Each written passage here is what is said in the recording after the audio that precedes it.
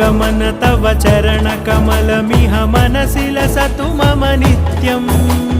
गरुडगमन तव चरणकमलमिह मनसि लसतु मम नित्यम्